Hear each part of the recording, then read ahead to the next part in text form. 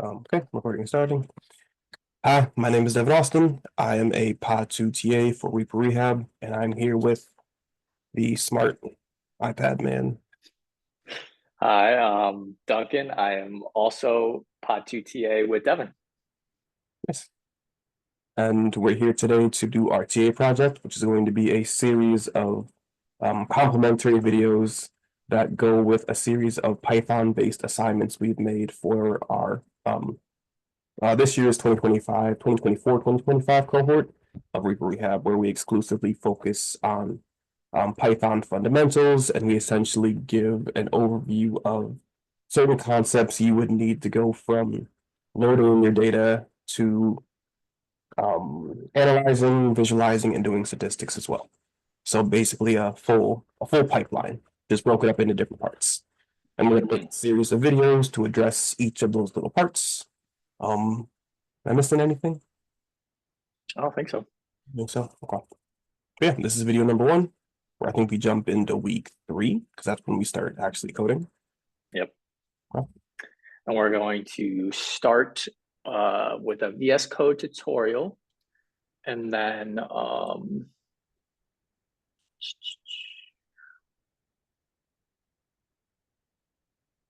where are you? Yeah, VS Code tutorial, and then virtual environments.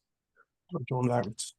So VS Code is one of many development environments where we can essentially just write and run our code.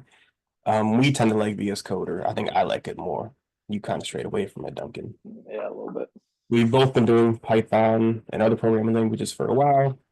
I tend to like VS Code because it has lots of fun little tools and things you can use, some that are helpful, some that are just visual, some that are just there for you to play games and waste some time, which is okay. We do need that sometimes.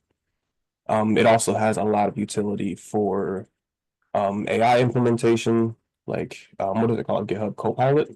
Mm-hmm. Mhm. You can use this for Python. Recently, you can use it for MATLAB. I think MATLAB might still be a little buggy. I haven't tested MATLAB in VS Code for a while.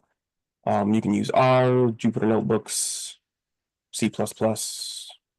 I used it for some Unity game development before, so it's very versatile, and that's why I like Mm-hmm. it. Yeah. But yeah, so should we start with the virtual environment first, or start with? Yeah, let's go with virtual environment. So first off, I'm in the Reaper Rehab folder. So I'm going to start up a terminal and pass me right into there. So I want to get into this 2024 folder, and then I'll make the virtual environment in here so that we can run the code. So let's go into TA projects. When you're using CD, what does CD mean? Change directory. Change directory. So you change the directory from TA projects to 2024, Devin and Duncan. So you're just going down those folders iteratively. Exactly. And so here we can ls is list files folders. We see all these different folders, same ones here. We'll create the virtual environment here. So I'm pretty sure it's this. Python, run the module, virtual environment. What do we want to call this, Dev? RR24. 24, 25. 24, 25. We're in the new year, baby. First error, first run. Classic. Could you explain your error? Yeah, so it says Python not found. Did you mean Python 3? And I did mean Python 3 because my system has Python 3, not anything below that. And we just created this new folder. It's got a bunch of fun stuff. This is our environment folder. And so we want to do that so that we can keep our environment separate so that working on this project doesn't affect any other projects that we work on.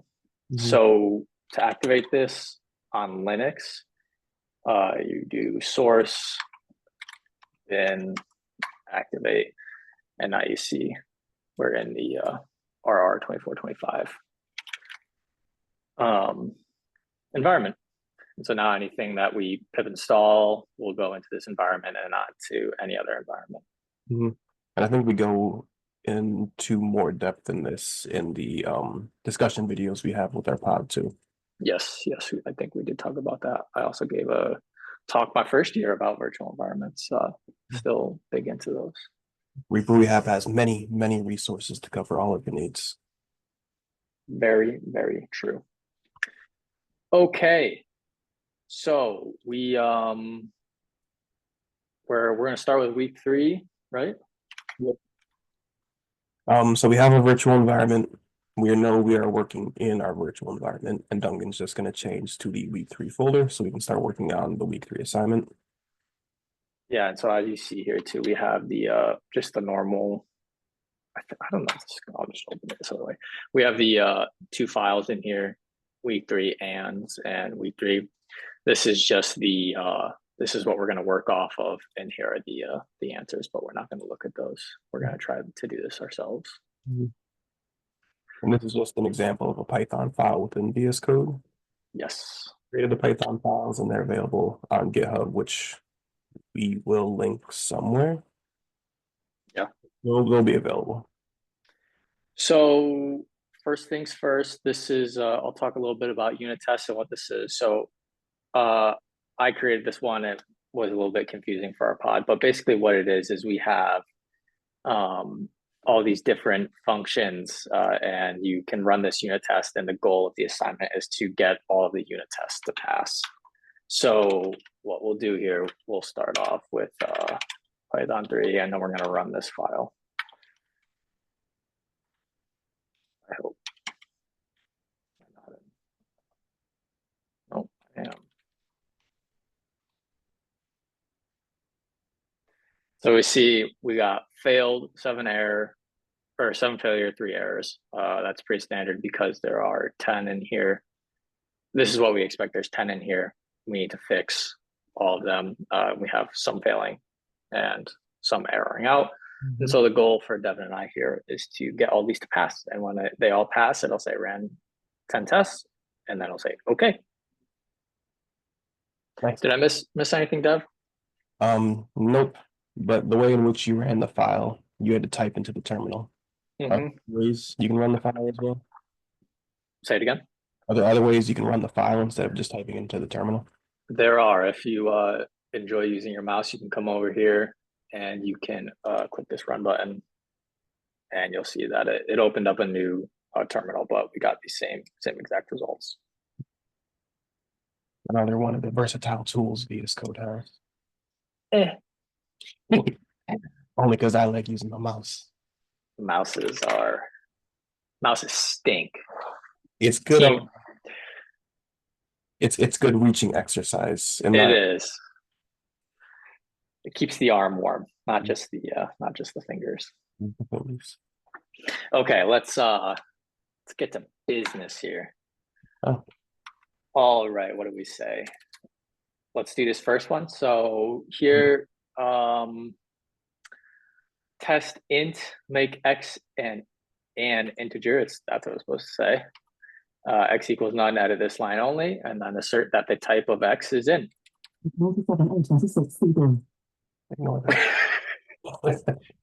Okay, so here we have it as a none type. Let's actually see. I bet I can find this one up here. What is this called? Test int. Yep, it should be right here. False is not true on this line. Oops. Don't want that. Yeah, line 12. Boom, right on line 12. Okay, this one's a pretty easy one. This is a none type. So to none type is essentially just nothing. Exactly. And to get this one to pass, all we have to do is make this any integer. And integers are just numbers without decimals. And so boom, we just dropped it down from 7 failures and 3 errors to 6 failures and 3 errors. So we are passing one test. We're now at 6 instead of 7. And just to prove that this can be any number, as long as we keep it at a number without a decimal, it will pass because that is a type of an integer. Should be going to line 12. What do you mean? The assert true. What it means? Yeah. Yeah, so this is part of unit testing. This is basically saying throw like be a failure or be an error if this statement isn't true. So the type function is Python's version of saying what type a variable is, and then is saying that this is what it needs to be, and basically the same as a double equals, and then int is the class integer. So this is saying the type of x, this variable needs to be an integer, otherwise fail or error.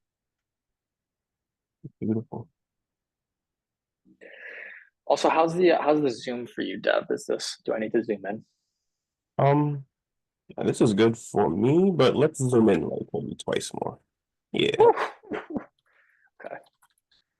All right, let's move on to the next one. What do we say? Make it a string. Make it a string. We're at 6 and 3. Strings are just quotes or double quotes. Bang. Down to 5. And just to prove that this could be a double quote as well. Nice. Back down to 5 and 3. Same assert statement down there.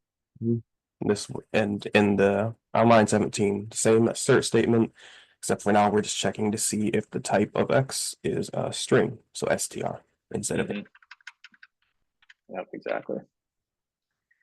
And now we're going to move on to another type. This is float. This is now numbers with decimals. So let's give that a shot. 4 and 3. Oh yeah. Same thing. We're just going through the basic types with Python: integers, strings, floats. Oh, we get to a list now. Types of variables that you'd ever run into that you will. So lists are a sequence of elements that are in square brackets. That's what it is in Python. So as long as we have some square brackets, we should drop down from 4 and 3 to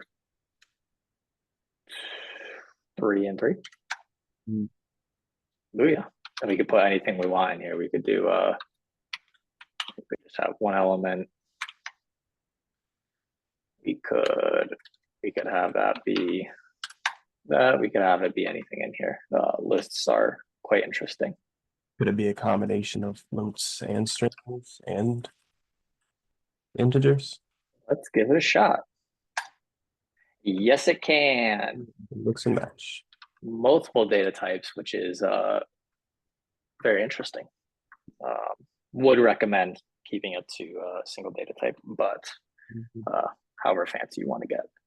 And there are other ways to organize data with variable, which we'll get into, I think, in a later video.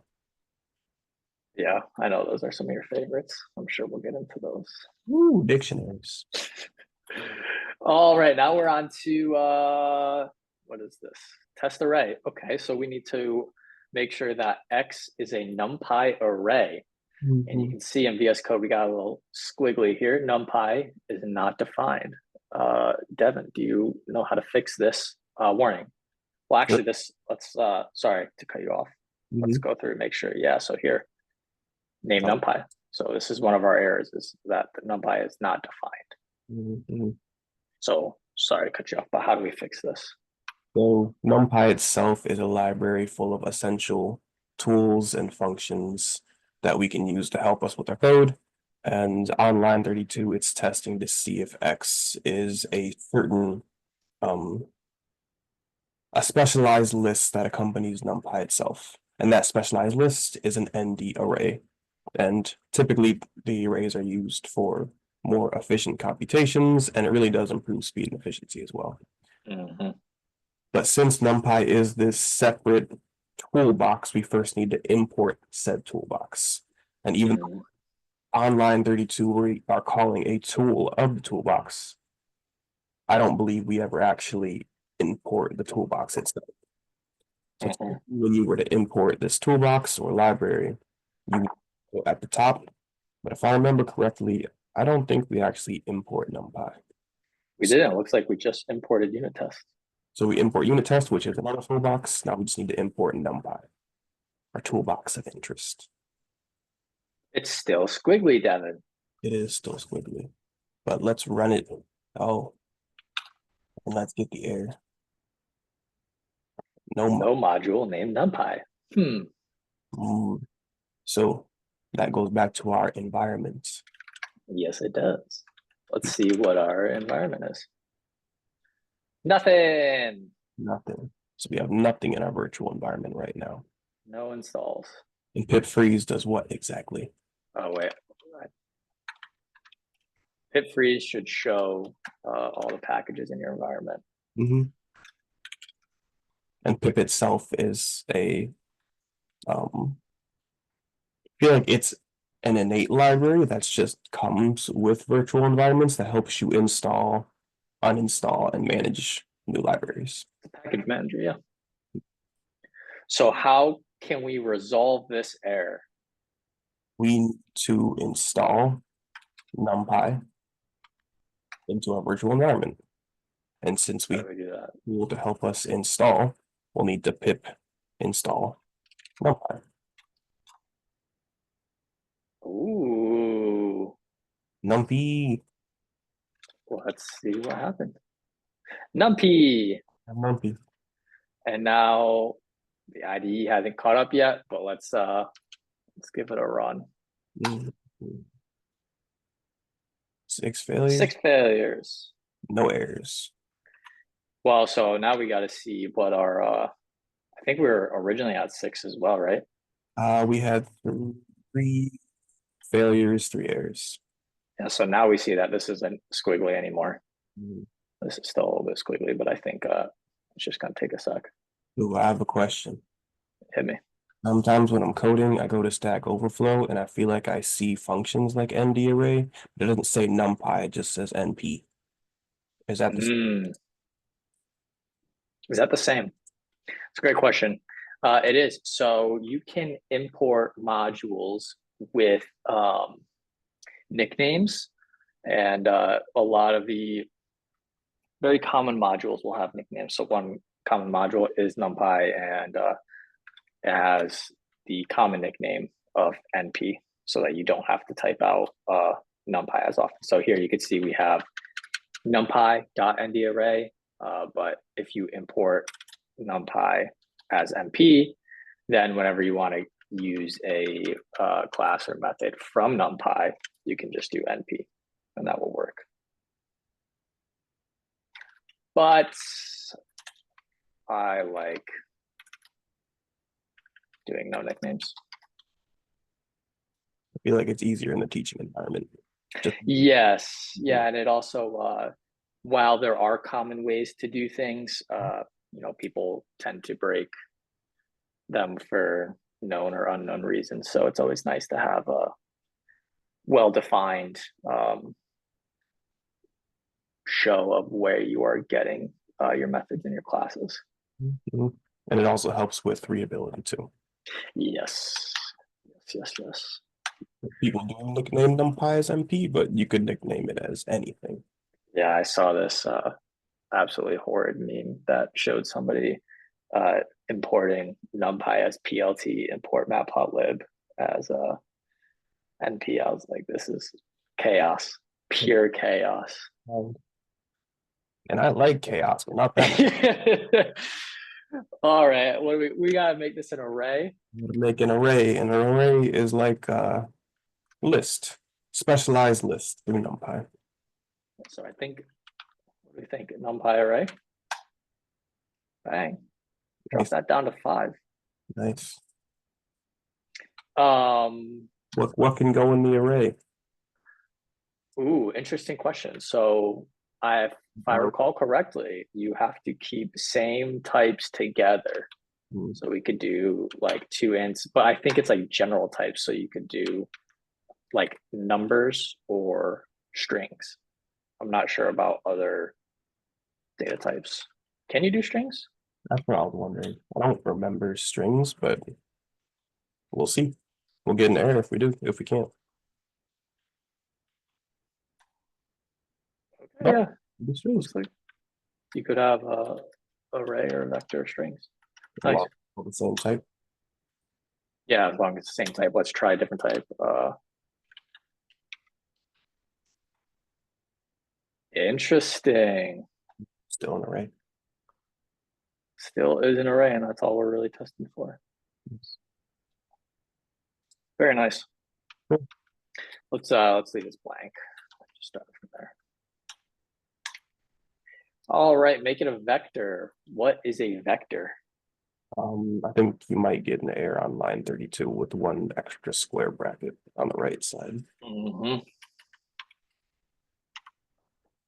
Thank you. Still have 5. Nice, halfway there. Cool. Okay, 5 failures. 5 more to do. So now we're testing a vector, and then after that we test a scalar. So a vector is very similar to an array, a list. It is just a series or sequence of, I was going to say numbers, but it can be any elements, right? Of just Any type. as term, where a list and array can both fit under the term vector.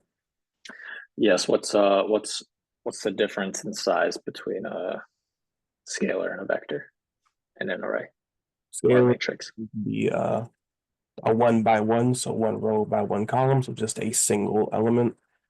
It can be as many elements as you want. Which ones? As many, 1 by as many elements as you want. Yeah, 1 by m. Yeah. All right, let's make this the vector. It looks like we're making sure that it's a numpy array. So we got to do a numpy vector. So it'll be the same ordeal here. And that should do it because here, this is just one dimensional. If we want 2-dimensional, which I believe we get to, oh no, we don't. If you wanted 2-dimensional, you'd have to encase this stuff in double brackets. And so here, what would be the size of this stuff? Would be a 2 by 2, which I think would break number 39, or would fail line 39. Yes, sir. Yep. Very good. So we only want one set in there. And it would fail line 39 because we're checking to see if the shape of the numpy array that we're making, see if numpy that, the length of it. The length of the shape, yeah. Because if it's if it's only 1-dimensional, shape will be just have one value. If it's multi-dimensional, it'll have as many values as it has dimensions. That's dimensions. And I think we get into matrices, which would be a 2 by 2 later. Scalar, numpy scalar. How do we do that? This is just going to be a single value. Let's give it a shot. Bang, dropped us right down to 3. Nice job. 3. And a tuple. Tuple. Tuples are just like lists, but instead of square brackets, what do we use? Curly brackets? No, not curly. Parentheses. It's very nice. Drop it down to 2. Very nice. And again, here we can put anything we want in there, and it should be fine, just like a list. So, Devin, if it's just like a list, what's the point of having 2 different types? I feel like lists come with a series of extra functions and things that you can use. I think they each have their own different functions, but I think there's something more important about the 2 different data types. Do you remember? I don't remember the tuple. I don't remember the tuple. It's one of them is mutable and the other is immutable. Tuples are immutable. Lists are immutable, which means one you can change, the other does not change. Yes, exactly. We're not going to go over that look up another YouTube video. They'll do a much better job at explaining mutable and immutable to you guys. But basically, just like Dev said, one can change, one cannot. Mhm. Test bool. What is Ooh. a bool? Similar to a logical in other programming languages, which is essentially a true or false, or a conditional logical value. Very nice. Capital T's, capital F's in Python. Mhm. Lowercase will not like that. Mhm. Into flow. Okay, interesting last one here. Just one more to go. Convert x from an int to a float. So here we have x as an integer because there's no decimal. And here it's making sure that it is an integer. And then make this a float. Mhm. Mhm. How do So we do that? we want to convert the variable given on line 60, which is x int, into a float. So Python has a series of functions, like default functions that help us, that are like, the default functions are super common. Everybody uses them very often.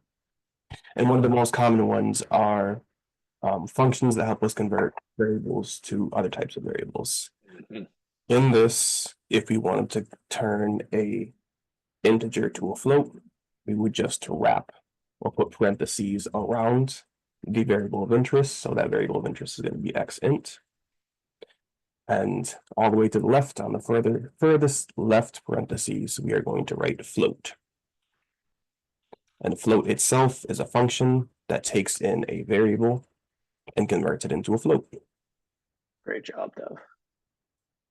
Yeah, so this is another term for this of taking one data type and then wrapping it in another data type is called casting. Very, very useful. And so basically, x int goes from a 1 to a 1.0 when you cast it to a float. And would you look at that? Ran 10 tests, much less than a second, and we passed them all. Nice. Yeah, I believe that is week 3 for us. That's a wrap on week 3. Well, I hope you guys join us next time for week 4. I don't remember what we're going over, but I'm excited to go through Oh it. yeah, do we want to do a preview, a sneak peek, if you will? It is week 4. I believe it's a bit more unit testing. Let's see.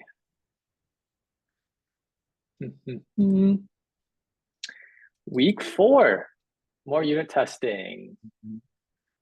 Ooh, we got some uppercase. So operations, it looks like. Fizz buzz. Oh, this is gonna be a good time. Looking forward to week 4. Yeah, I remember doing this. All right. Well, thank you for joining us this time. Excited for the next video. Thank you. See you later.